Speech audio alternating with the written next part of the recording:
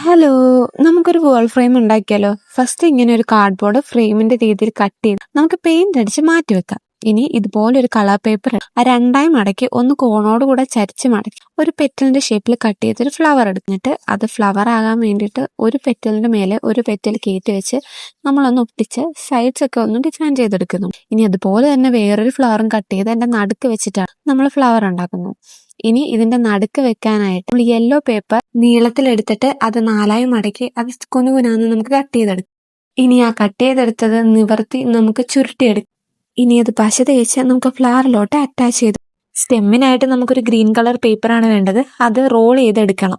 ഇനി അതുപോലെ തന്നെ ഇതിന്റെ ലീഫിനായിട്ട് വേണ്ടിയിട്ടും നമുക്കൊരു ചെറിയ പീസ് ഓഫ് പേപ്പർ ഇതുപോലെ തന്നെ ലീഫിന്റെ ഷേപ്പിൽ കട്ട് ചെയ്ത് നമുക്ക് എടുക്കാം. ഇത് ഈ സ്റ്റെമ്മിലോട്ട് അറ്റാച്ച് ചെയ്യുകയും കൂടെ നമുക്ക് ചെയ്യാം. ഇതുപോലെ കുറച്ചധികം ഫ്ലവേഴ്സും സ്റ്റെമ്മും നമുക്ക് ലീഫും കട്ട് ചെയ്തെടുക്കണം. എന്നിട്ട് നമ്മൾ എടുക്കുന്ന ഫ്രെയിമിന്റെ വലുപ്പത്തിനനുസരിച്ചായിരിക്കും ഇതിന്റെ നമ്പേഴ്സ് ചേഞ്ച് ആവുന്നത്. ഇനി ഇതുപോലെ വെട്ടിയെടുത്തതെല്ലാം നമുക്ക് ഫ്രെയിമിലോട്ട് അറ്റാച്ച് ചെയ്യാം. ഫസ്റ്റ് ഫ്രെയിം തിരിച്ചിട്ട ശേഷം വേണം നമുക്ക് സ്റ്റെം എല്ലാം ഇതിലേക്ക് അറേഞ്ച് ചെയ്ത് കൊടുക്കാൻ. എന്നിട്ട് വേണം ഇത് നിവർത്തി ഫ്ലവേഴ്സ് എല്ലാം അറ്റാച്ച് ചെയ്ത് കൊടുക്കാൻ.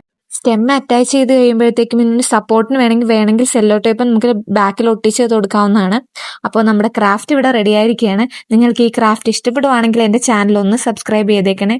വീണ്ടും ഒരു ക്രാഫ്റ്റുമായി വരുന്നത് വരെ ബൈ.